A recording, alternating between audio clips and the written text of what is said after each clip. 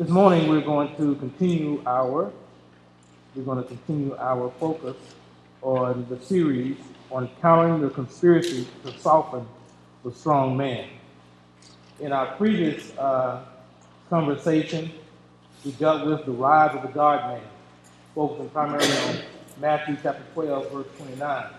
Last Sunday, we took a very courageous step in talking on the subject of it takes a strong man to penetrate the universe. And so today, our focus is going to be how to keep the strong man strong. How to keep the strong man strong. So let's kind of go back and kind of set the context for today's message. In Matthew chapter 12, verse 29, we encounter a scripture that says, "How can one enter the strong man's house and plunder his goods, unless he first binds the strong man, and then he will plunder his house?" If you think about that for a minute, how can you enter a strong man's house and plunder his goods unless you first bind the strong man? What we're looking at here is the condition of many communities, the condition of our world, the condition of our nation. High unemployment, poverty, delinquency, violence that runs rampant in our community. And we see that in every marker that indicates a strong and stable society, we see the absence of strong men. The absence of strong men in churches, the absence of strong men in operating families, the absence of strong men in politics and business, in economics, education, entertainment, labor law, politics, religion, sex, and war. In many of these communities, in particular minority communities, there is an absence of strong men.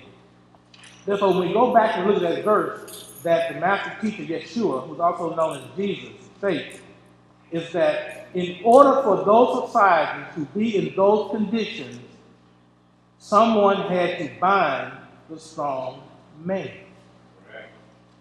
Because until the strong man is bound, you cannot plunder his house. Therefore, our house has been plundered because strong men are absent. So you may be asking the question, what is a strong man? What is a strong man? Now, we covered that in the first sermon, the lives of the God-man, or the lives of the strong man, in Psalms chapter 8. A strong man is not any kind of man. A strong man is the kind of man who has, first of all, evolved his soul. He has evolved his soul. How so? He has evolved his soul to the point whereby he has become the master of his environment, the master of creation, the Lord of his house, be it the earth, be it the universe. That is a strong man. He is a strong man. He stands as God, as a representative of God on earth, in his family, in his church, in his community. He has what I call Christ consciousness. He has the mind of Christ. He is a Messiah. A Messiah is an anointed one. Therefore, the strong man has anointed his spiritual understanding. He has mastered his physical body, and together he can represent God on earth. That is a strong man. And that's why that strong man is the object of this society's intention to soften him, not destroy him, but to soften him, to take his man and to take his strength out of him. And this is what I call the conspiracy to soften the strong man. And its evidence is the absence of men you see in your community who are doing business, strong business, absence of men you see in your family, absence of men you see in your church, and in other businesses. Oftentimes, these men are absent in very other institutions where they need to be present. because there is a war on men. There is a war on men to prevent those men from growing from boys to men to strong men who I call God men. And we can see it in our community. You can see it, can't you? You can see a lot of young boys who are growing into maleness, who are growing into manhood, who are growing into manhood, wasting away on the streets. Nowhere to go, nothing to do. You see them in prison, in juvenile detention homes. You see them in hospitals. You see them in mental institutions. One of the major issues that we got to talk about is how to resurrect the emotions of a man. Because many men have become discouraged and have become depressed and are confused as their roles in society. Many men are trapped in what I call fractured and broken relationships. And whether you know it or not, men do cry. They may cry differently, but they do cry. And who's going to save that man? Because there's a misunderstanding in many young women and adult women that I don't need a man. I can be bad all by myself. And I'm here to say to all of you beautiful women here today that that's a lie. You do need a man. You do need a man. And I have recommended certain countermeasures to overcome this conspiracy. We've talked about the need to redefine, well, what is a man? Because a lot of times, young boys and even growing to adult men are confused as to what does it mean to be man. What does it mean to be man? We had to recast or reframe the importance of male testosterone sexual energy. We have to rethink that, because it is important for a man to have his libido, to have his sexual potency in ascendancy, because it is the key that opens the door to the universe. When a man loses his sense of strength, he also loses his ability, his libido, his force. And it's that very force that a man needs to open the unit or the universe, because the universe is the queen of heaven, and from heaven comes all the blessings to earth. I'm speaking symbolically, but what I'm telling you in essence, a man needs to know, a man needs to have a relationship with a particular kind of woman, where he can bring heaven to earth. Therefore, today, I want to talk to you about how to keep the strong man strong. You see, just by the physical prowess and attractiveness that women generally carry, you can get a man. You have the physical body, you even have the mental and the psychological advantage. I want you to understand, I want you young ladies and women to understand that. You have a mental and psychological advantage. You can get a man, but the question is, can you keep him? That's the question. You need him, but can you keep him? That requires a higher understanding. For example, we can start businesses. We can start businesses. We can make money.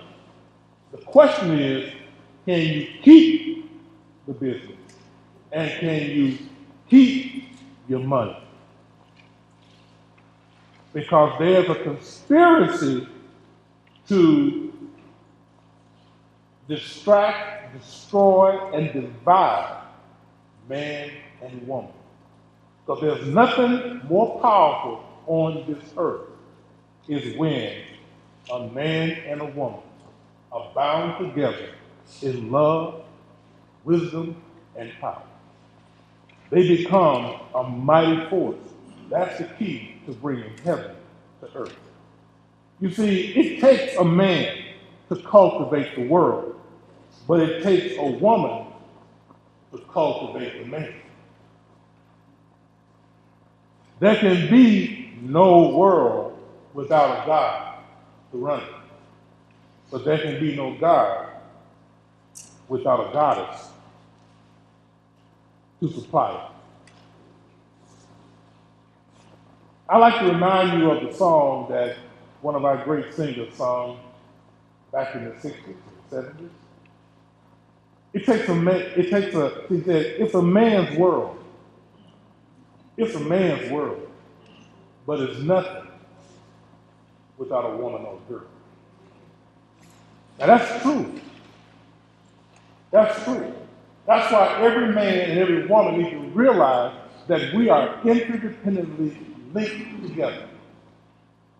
He cannot be what he needs to be, and you cannot have the kind of quality of life that you want to have without him.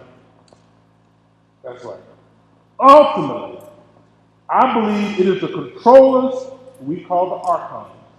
It is the controller's design in order to maintain slavery, to maintain control over this world.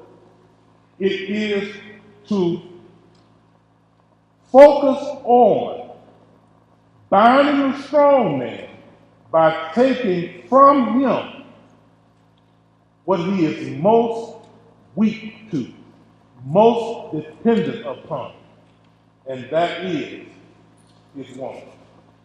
The key to binding a strong man is to take his heart, to discourage him, to depress him, to defeat him by capturing his woman, by convincing his woman, and by conspiring with his woman to bind the man.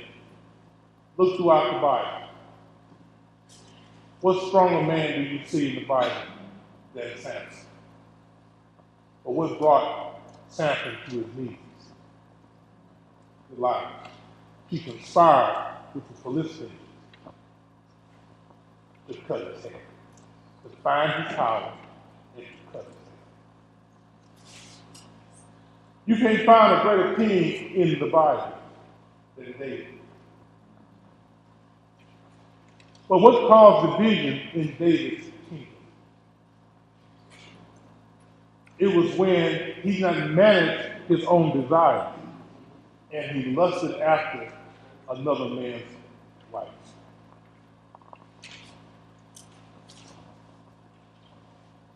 What man in the Bible that is known as the wisest man in the Bible? Solomon. And yet Solomon's kingdom was divided because he allowed his heart to be turned by the many wives and girlfriends that he had. You see, we have to recognize that we have an enemy in our community. And there's a plan to keep our communities divided and weak. The strong man exists to provide and to protect that community. If you're going to overtake that community, you must find some kind of way to bind that strong man. It has to be an inside job. Therefore, the enemy focuses on capturing, convincing to conspire with that woman, the goddess, to oppose her God. Therefore, today we want to talk about a key to keeping the strong man strong. So that's the key to keeping all of us stable and secure. Number one, we have to recognize the power of a woman. Number two, we have to revere the priority of choosing the right kind of woman. And number three, we have to develop respect for the passion of a woman. In Proverbs chapter 14, in Proverbs 14, verse 1, and talking about the recognized power of a woman. I say this to all of us. If man is the head of the house, then woman is the neck that turns the head. It is said in Africa that the hands that rock the cradle rules the nation. It is said also, when you educate a man, you educate an individual. But when you educate a woman, you educate a society, a nation. Mary McLeod Bethune says, the true worth of a nation is measured by, listen to me carefully, the true worth of a nation is measured by the quality of this woman. I want all of you women to know that where there is a woman, there is magic. Women are the key to our success. And men need to understand that when you get into league with a woman, you are getting into league with the goddess. And you don't have the advantage. Women are actually more powerful, more magical, have a greater advantage than men could ever hope to have. That's why the key to a man's success is to be able to capture or to be able to convince or to be able to bring into his life a wise woman, not a fool. Scripture says, a wise woman builds her house. A foolish woman pulls it down. How? With her own hands. With her own hands.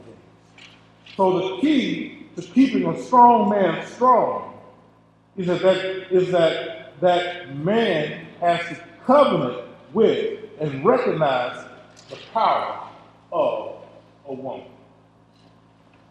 Because a woman can make you, and a woman can break you. Can I get a witness? Amen. Amen. The Bible tells us in Proverbs 5, verse 15 to 20, it's not in the, on the paper today, it tells young men. It says, drink water from your own cistern and running water from your own well. Should your fountains be dispersed abroad, streams of water in the streets, let them be only for your own and not for strangers with you. Let your fountain be blessed and rejoice with the woman of your youth. As a loving deer and a graceful doe, let her breast satisfy you at all times, and always be enraptured with her love. For why should you, my son, be enraptured by an immoral woman, and be embraced in the arms of a seductress? In the West African tradition of the Yoruba, the tradition of Ifa has this conversation. There were three gods coming to the earth, Odu, Obarisa, and Ogun. And when they were coming to the earth, Odu, the woman, asked the supreme creator, Olodumare, Lord of heaven, this earth where we are going, what will happen when we arrive there? The chief god said that they were going to make the world so that it would be good, and that they would be able to give power and authority to those who accomplish it, so that all would go well and be done properly. Odu, the female goddess, said, Olodumare, this earth where we're going, Ogun, male god, has the power to wage war. Obarisa has the power to do anything he wishes to do. She asked the question, what is my power? The chief god said this, you will be their mother forever, and you will sustain the world. Olodumare then gave her power. It was then that the chief god gave woman the power and the authority so that anything men wish to do, they could not do it successfully without a woman. So what it means is this: women are the key to success. A man cannot be successful without a woman. A man cannot achieve his greatest potential without a woman. But it's not any kind of woman. It must be a woman who is wise, who has wisdom and understanding. This is why I go to my second point here and to say that the most important thing that a young man has to be trained in, and that is how to choose a woman. Now, in times past, it is true the woman to be his wife. In times past, parents used to choose a wife for their son. Now, we don't do that anymore. We do our own choosing. But I want to say to young people here, you will do your own choosing based on love and romance and all that kind of stuff. But you might do yourself good if you would consult, girls, with your father. And young men, you might do yourself good if you consult with your mother. It's something about mothers and their ability to read a woman, because she used to be a young woman herself. Well, she may still be a young woman. But it's something about your mother that can see through the distraction of physical beauty and see the mind and the mannerisms of a woman that is good for her son, if she's a wise mother. That's why one of the most important relationships that a young boy can have in his life is with his mother. To observe her, because he does it, to develop her. That's why for many of you young women who are mothers but you're not married and you have sons, you need to take particular observation of how you live your single life in the presence of your sons. Because it may seem like boys are rough and tough, and strong, can't be broken down. But the truth of the matter is, a man may be physically strong, but he's not as emotionally secure as a young girl. That's why the most important role, I believe, in my own personal experience, that allows a young man to have confidence, to have character, to have wisdom, is the time he spends with his mother and particularly his grandmother. I cannot tell you the value, the things that I learned at the feet of my grandmother that have guided me the years that I have been. I didn't understand a lot of different things, but as I've gotten older, a voice comes back to me. I cannot tell you the value of my mother and the things she told me that she warned me of when I was 18 years old. That obviously I did not listen to her value, but the fact is, life has taught me that the old lady knew what she was talking about. So even though we don't use our parents to pick our people who we want to be with, the fact is, before you say I do and before you say will you might want to bring that young man, you might want to bring that young girl and allow them to sit in the presence of your father and your mother. Because they can see what you can't see. But rightly so, men have a sight problem. Now, the verse says in Proverbs 31, verse 10 to 12, who can find a virtuous wife or woman? And look at it and check out what the reading says. For her work is far above rubies. The heart of her husband safely trusts her, so he will have no lack of gain. She does him good and not evil all the days of her life. See, I said again, the most important decision and the most important area of development that we as older men, if we're going to have rites of passage for younger men, we have to use our experience when those boys turn 13 or 12 and they go through this rites of passage from boy to man. The most important thing that we have to do with young boys is teach the young boy how to manage his energy in the presence of a woman. How to treat, how to recognize, how to act with a young girl. I know it may sound old and fogey and everything, but there used to be a time when we had organized dances. We don't do that anymore now. Organized dances, and parents would be there, and they would teach their young people how to dance. See, one thing that I see today, I see a lot of young people, you don't slow dance much anymore. Everybody's individual. Matter of fact, I see two girls dancing each other on the dance floor, whatever.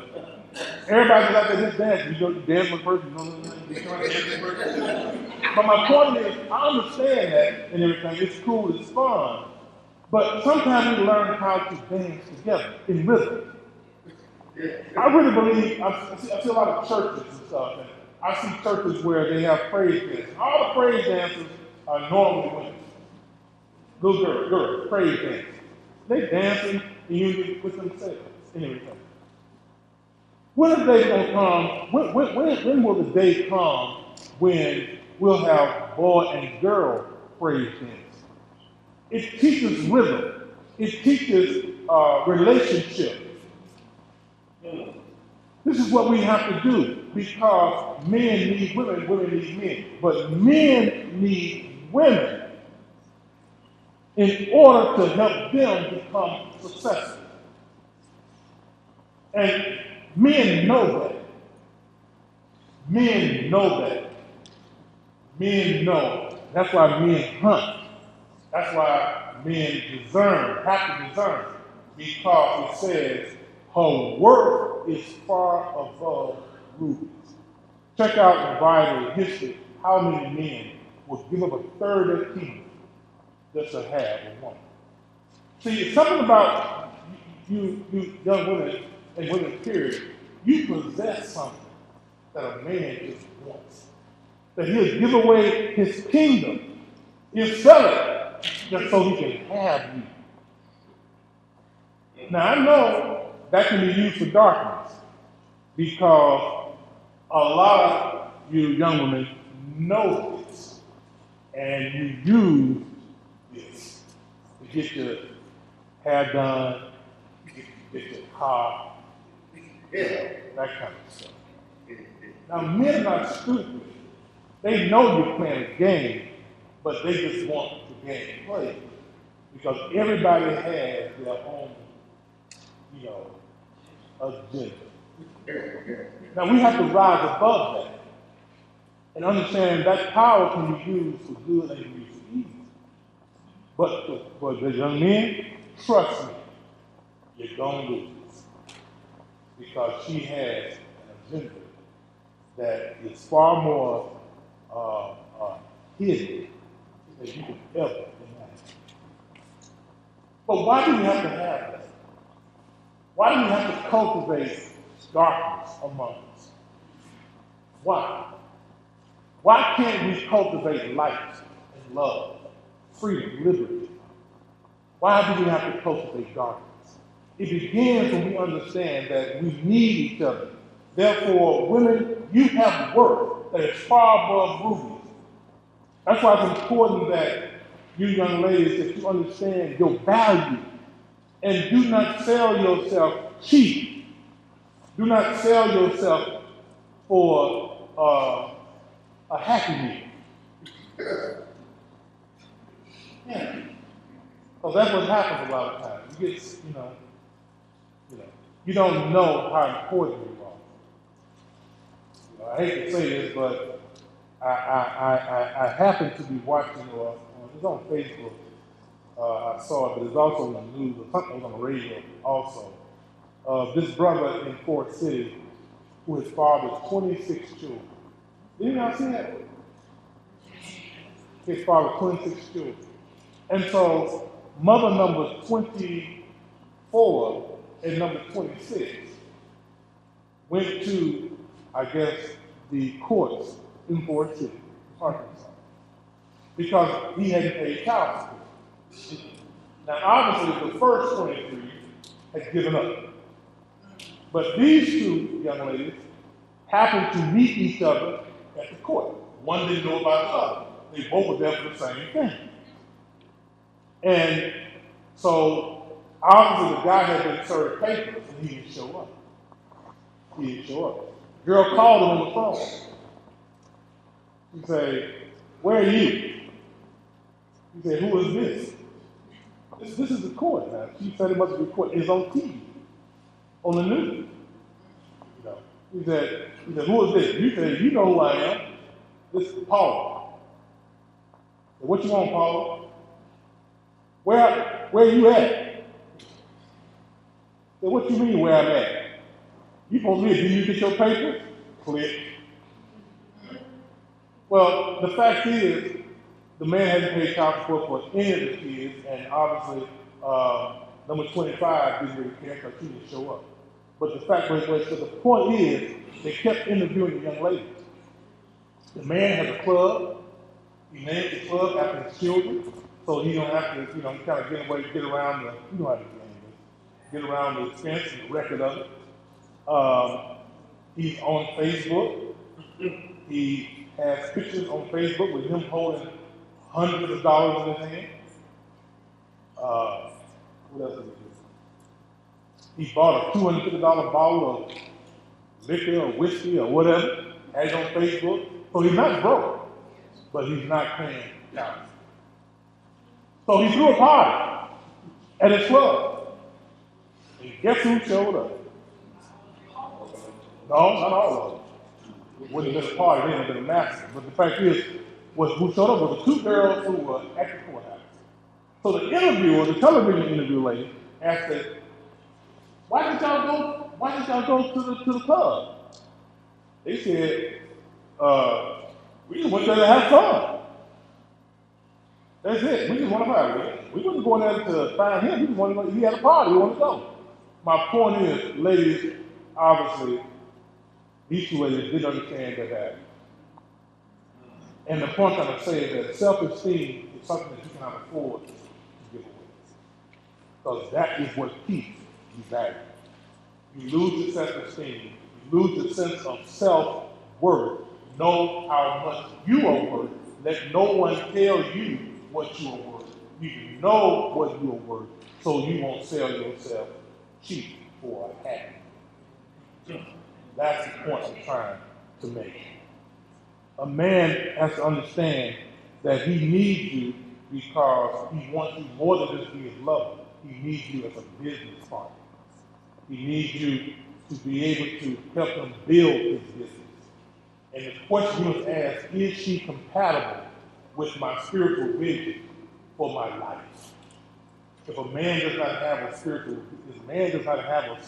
vision and business for his life, how can you covenant with him for the purpose of making him more successful? Which brings me to my last one. Because some of you women, some of you young ladies are going to be so good at what you're doing, you're actually going to get a good man. Because you admit you are good. And when you come into the knowledge of self, you're going to be able to attract a good man. But there are no relationships on this planet that are not tried, that are not tested. And there's sometimes, even the best relationship, we conflict as men and women. Sometimes when your man has been out there in the world and he is dealing with all that is coming at him, he comes home and he is discouraged. He is depressed. The question is to you young ladies and to you older women, as you are teaching the younger women how to love their husbands, are you being taught how to raise the spirit of a discouraged man? I submit to you that what you see in the minority community are a lot of men, young men, who are depressed and discouraged. Life didn't go the way they had planned. things happen.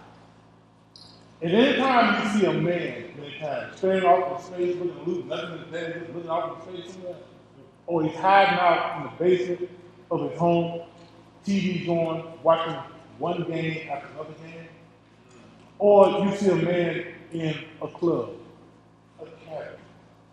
You see a man in a club, and he's drinking one cocktail after the other. Now, you can criticize your father, you can criticize your brother, you can criticize your boyfriend and or your husband.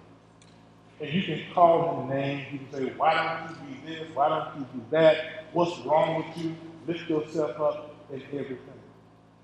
But the verse here, we find in 1 Peter 3, verse 1 and 2, submits to you a different way to get their attention or to help encourage a man. Like I told you, the heart of a man, as well as the heart of anybody, is a very precious thing.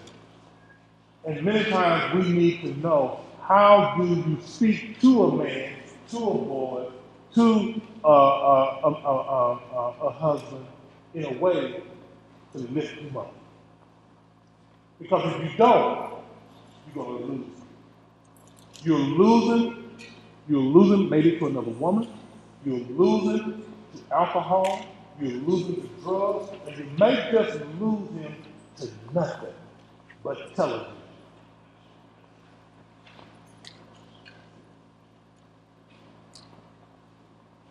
The scripture here says, wives, likewise, be submissive to your own husbands, that even if some do not obey the word, they may be without a word, won by the conduct of their women or their wives. I submit to you again. We men need emotional protection. And we women are the key to raising and repairing a damaged soul. Many good men are languishing, feeling like they've been discarded and dismissed from the world. And the last thing they need to hear is a nagging voice telling them when they come home how worthless they are or what they did wrong. They know what they have done wrong. I believe one of the reasons why we don't see a lot of men in church is because many times ministers play the role to say things to the man what his wife is saying to him at home. And he don't want to come and hear that. People need an encouraging word. They need to be lifted up in their spirit. And it takes a special woman who knows how to restore her man, how to keep her man from becoming discouraged. It is said as a key to a strong relationship. And scientists have actually discovered what relationships between men and women will survive and what will not.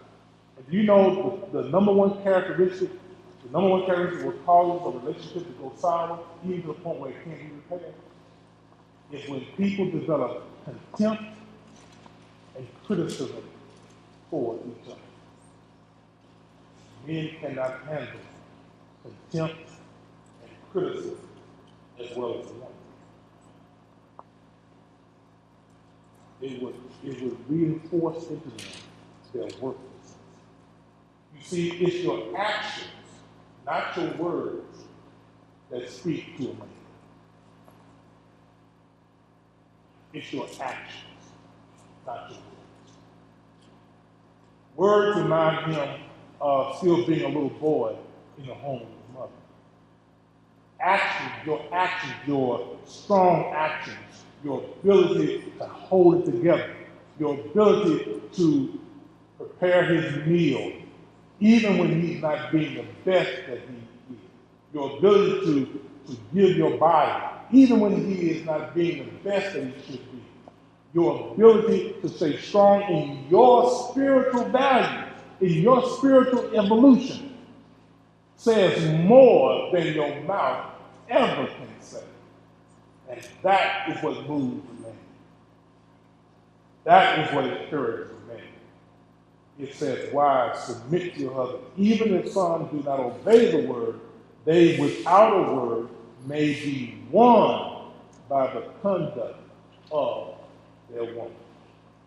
And in reverse, it tells the man to understand the passion of your woman.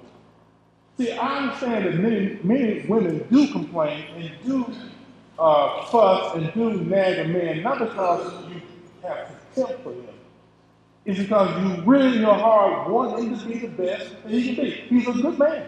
He's a great man. You remember when he was a kid. You've heard his dreams and what he want to be. And many times you try to say things in order to encourage him. You mean well. Therefore, it requires that a man has to also meet his submissive, chaste, proper behaving, hard-working woman with understanding. Look what it says in verse 7. Husbands likewise dwell with them with understanding. That's wisdom. Giving honor to the wife, to respect her passion, to hear her cry, to be there when she feels discouraged, overwhelmed by the difficulty. Because in today's society, both men and women work. Women come home, they're tired just like men are tired when they come home. Everybody wants a break and everything. So therefore, we have to take time away from the word, away from the problems. I tell people all the time, one of the things that mistakes that I've made is that we stay too attached to what's wrong in life. Sometimes we need to let problems be problems because they'll be here waiting for us to come back from vacation. Take a break. Take a break. Go out of town. Have a vacation. Go, if you do nothing more than just, if you can't afford it, because everybody can't go to Hawaii, everybody can't go overseas, everybody can't go to Paris because you don't have the money. But you can go to Hot Springs. Hot Springs. You can go to Hot Springs. You can go and walk and see the sights somewhere. You can go out to Walmart, for that matter. Don't buy anything, just go out there and just walk and watch African Americans. You know, do what they do. But the point is, go to a park. Those young people here who want to be engineers, mechanical engineers, social engineers, and everything, we have to do a better job in designing our communities where people can truly relax. It's not always about working. It's not always about running. It's not always about worrying. Sometimes we need just to have fun. But more importantly, what I've discovered is men and women can just take a break from the problem and just come together and just pray. It does more good to the spirit of both of them. It gives us a chance to know that we are in this together. And that's why we all need to practice kindness. If I go to my seat, that's what I feel is the most important thing, is how we can keep each other strong, and definitely how to keep a strong man strong. It's just practice genuine kindness. Wake up in the morning, say good morning.